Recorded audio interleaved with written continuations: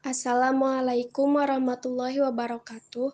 Selamat sore kepada yang terhormat Bapak Yadi Fahmi Arifuddin, SSI MPDI, selaku dosen pengampu mata kuliah agama dan teman-teman yang saya cintai. Kami dari kelompok 1 akan mempresentasikan materi dengan judul akhlak. Pertama-tama, karena ada pepatah mengatakan tak kenal maka tak sayang, maka izinkan saya selaku moderator memperkenalkan kelompok saya.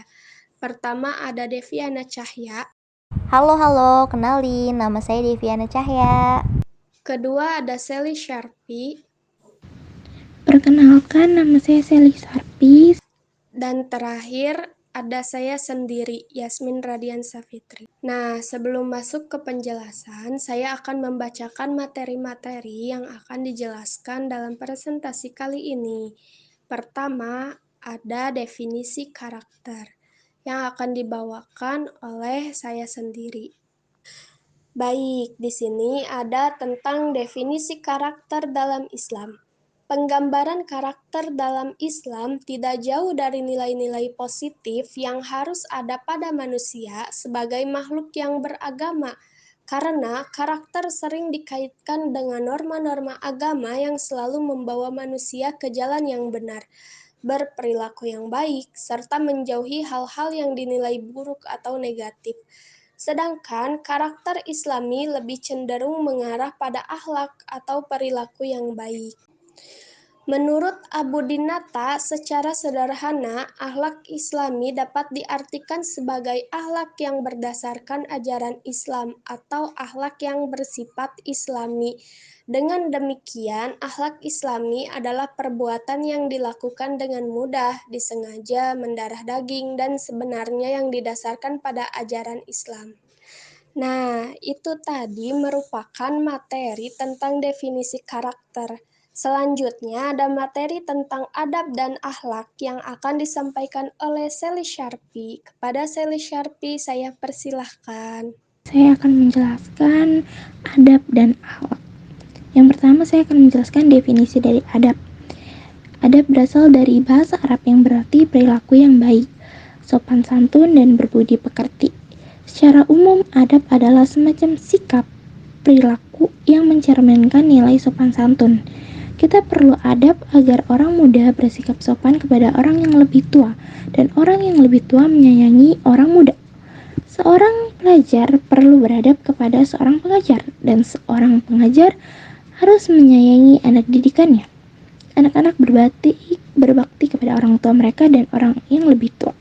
Rasulullah Shallallahu Alaihi Wasallam bersabda, bukan termasuk umatku yang tidak menghormati orang yang lebih tua dari kami dan tidak menyayangi orang yang lebih muda dari kami, serta tidak mengetahui hak orang yang berilmu dari kami.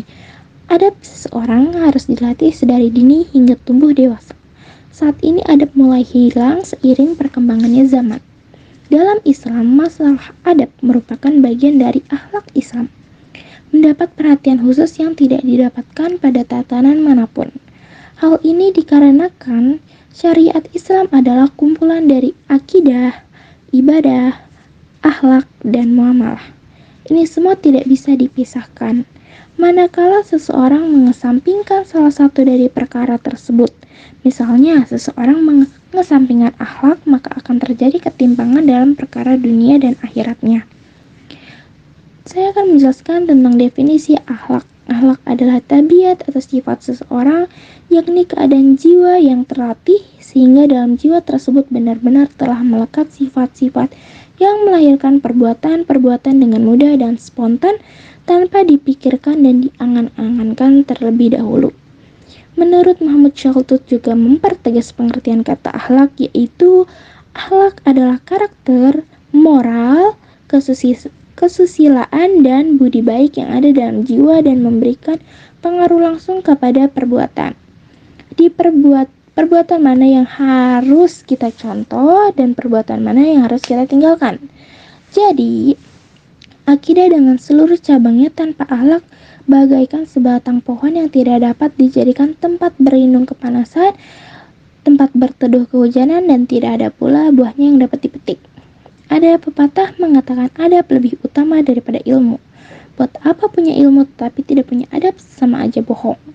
Bahkan Rasulullah SAW diutus untuk menyempurnakan akhlak yang baik. Begitu pentingnya akhlak dan adab hingga Allah Subhanahu wa Ta'ala menempatkannya sebagai hal yang paling utama. Sebab kepintaran tidak ada artinya apabila seseorang tidak memiliki adab atau etika. Ilmu menjadi berbahaya bagi seseorang dan orang lain karena tidak dihiasi akhlak. Banyak orang mengatakan bahwa berakhlak adalah orang-orang yang senantiasa hidup mengikuti aturan, seperti bersikap disiplin dan memiliki kepatuhan yang tinggi. Di kehidupan nyata masih banyak yang keliru terhadap maksud dari akhlak. Menurut Ustadz Adi Hidayat yang dilansir melalui akun resmi YouTube-nya, beliau mengatakan adab dimaknai sebagai nilai kemuliaan yang diperoleh dari proses belajar. Dari proses pembelajaran tersebut, kemudian akan membentuk sebuah peradaban.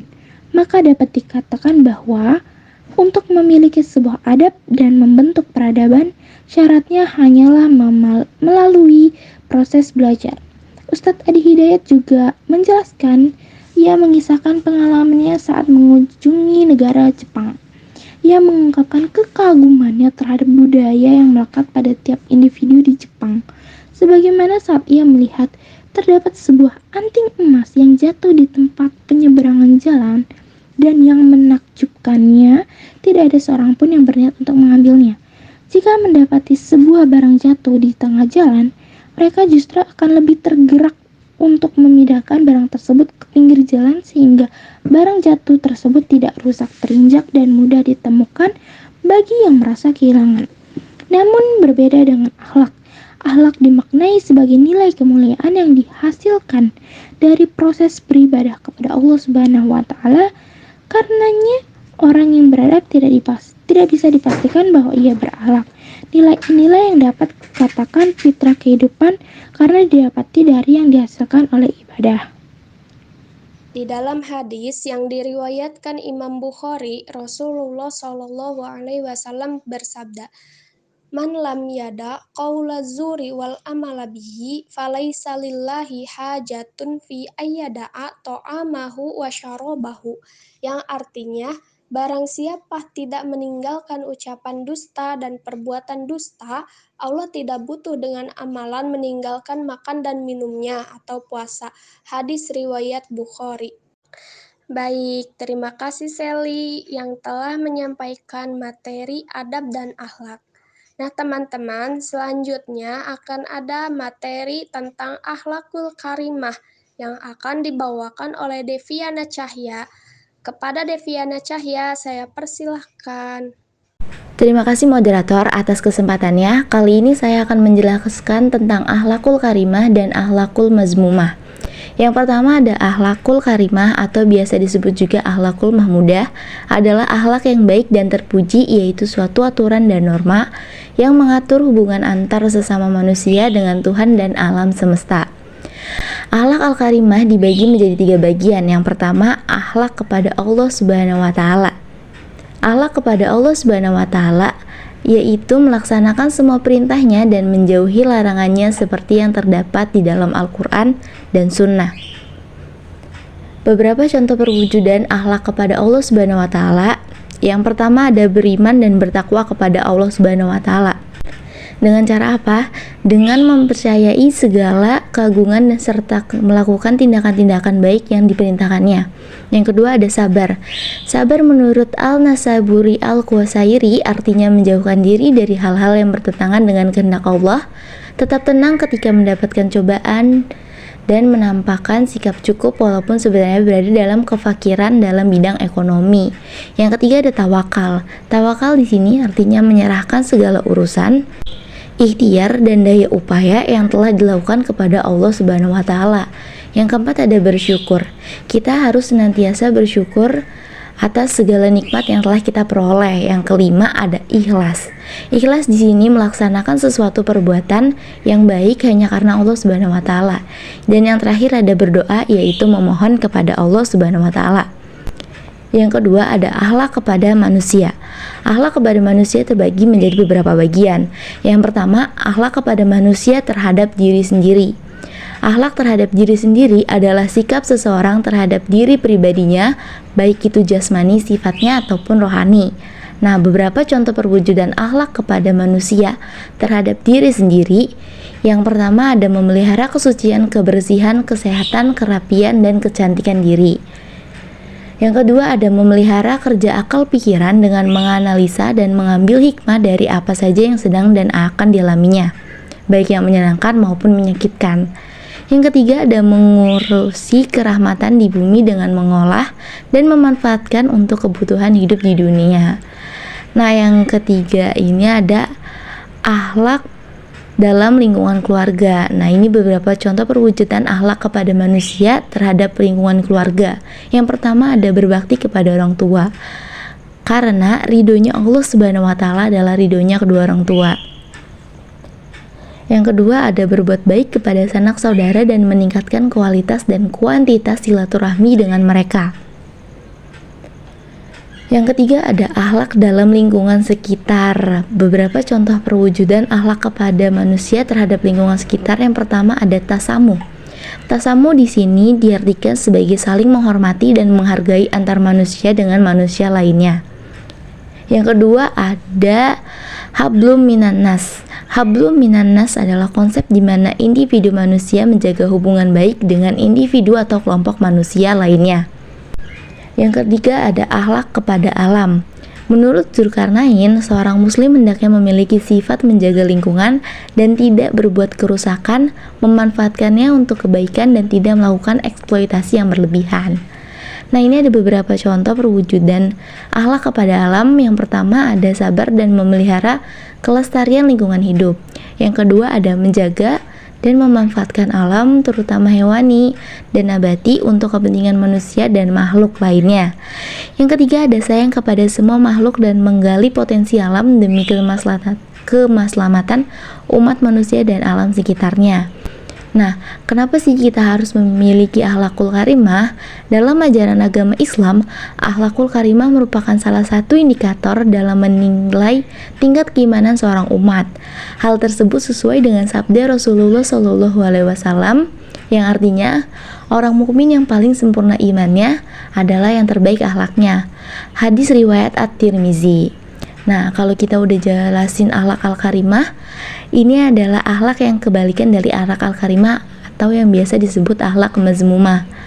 Akhlak mazmumah merupakan perbuatan tercela yang tidak dibenarkan oleh agama dan dapat mendatangkan kemudaratan bagi diri sendiri dan orang lain, serta dapat merusak keimanan dan menjatuhkan martabat seseorang, serta akan menyebabkan orang tersebut mendapat kemurkaan dari Allah Subhanahu wa Ta'ala dan dijauhkan dari kasih sayang Allah Subhanahu wa Ta'ala. Berikut ini adalah contoh-contoh akhlak al-mazmumah atau sifat-sifat yang seharusnya tidak kita punya. Yang pertama ada mabuk-mabukan, bersikap takabur, kikir, sombong dan dengki, marah, ria, suka berdusta, berprasangka buruk kepada orang lain atau suuzon, tidak mendapati janji atau khianat, durhaka kepada orang tua, mengambil barang yang bukan haknya, menggunjing dan mengumpat, egois, berbuat zalim, berbuat dosa besar. Nah, kenapa sih kita harus menghindari atau kita nggak boleh nih punya akhlakul mazmumah? Nah, perintah untuk menjauhi akhlakul mazmumah telah ditegaskan dalam Al-Quran yang artinya, janganlah kamu mendekati perbuatan yang keji, baik yang terlihat ataupun yang tersembunyi. Janganlah kamu membunuh orang yang diharamkan Allah, kecuali dengan alasan yang benar. Demikianlah Dia memerintahkan kepadamu agar kamu mengerti. Quran Surat Al-An'am ayat 151. Baik, selesai sudah presentasi saya balikan kepada moderator. Nah, setelah semua materi telah disampaikan oleh teman-teman saya, maka akan saya simpulkan nih, bahwa penggambaran karakter dalam Islam tidak jauh dari nilai-nilai positif yang harus ada pada manusia sebagai makhluk yang beragama. Hal ini berkaitan dengan akhlak. Akhlak adalah tabiat atau sifat seseorang, yakni keadaan jiwa yang terlatih, sehingga dalam jiwa tersebut benar-benar telah melekat sifat-sifat yang melahirkan perbuatan-perbuatan dengan mudah dan spontan tanpa dipikirkan dan diangan-angan terlebih dahulu. Akhlak dibagi menjadi dua, yaitu akhlak mahmudah dan akhlak mazmumah. Akhlak mahmudah atau akhlak terpuji disebut juga akhlakul karimah atau akhlak yang mulia. Adalah akhlak yang baik dan terpuji, yaitu suatu aturan atau norma yang mengatur hubungan antara sesama manusia dengan Tuhan dan alam semesta. Sedangkan akhlak mazmumah merupakan perbuatan tercela yang tidak dibenarkan oleh agama Allah dan Rasul-Nya, dan dapat mendatangkan kemadorotan bagi diri sendiri dan orang lain, serta dapat merusak keimanan dan menjatuhkan martabat seseorang. Juga akan menyebabkan orang tersebut mendapat kemurkaan dari Allah dan dijauhkan dari kasih sayang Allah Subhanahu wa Ta'ala.